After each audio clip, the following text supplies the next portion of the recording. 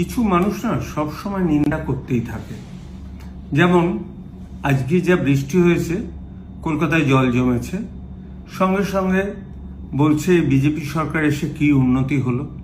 আমি তো দেখতে পাচ্ছি। আচ্ছা, আমি বিজেপি নই, আমি কংগ্রেস নই, আমি সিপিএম নই, আমি একজন সাধারণ মানুষ। বিজেপি এসছে কবে? 9th মে 2026। আজকে কত তারিখ? 20শে জুন। আচ্ছা, কলকাতায় জল জমাটা কেন জমে এটা জানতে পারেন? একটু ভাবুন তো দেখি।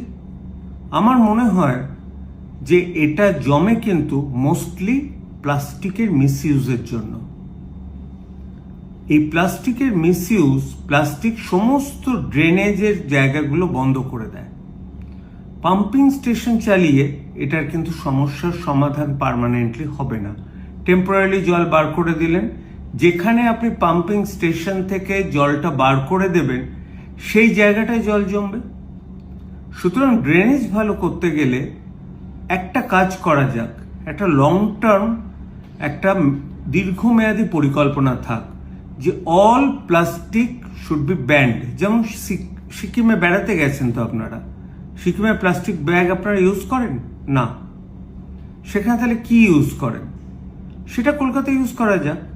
আমাদের যে জুট মিলগুলো একটা একটা করে বন্ধ হয়ে যাচ্ছে, জুট মিলদের একটা অর্ডার দেওয়া যাক সরকার থেকে যে আপনারা জুটের ব্যাগ তৈরি করে দিন, এবং সেটা প্রত্যেককে একটা সাবসিডাইজ রেটে দেওয়া হোক দোকানদারকে, যে এটাতেই দিতে হবে, বা প্রত্যেক মানুষকে জুটের ব্যাগ নিয়ে যেতে হবে দোকানে, তারা জুটের ব্যাগে কিন্তু জিনিস কিনবেন।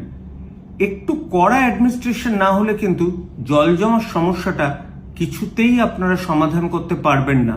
সে যে সরকারই আসুক না কেন, মানুষকে সচেতন হতে হবে, তবেই আপনারা জল জমার সমস্যার সমাধান করতে পারবেন।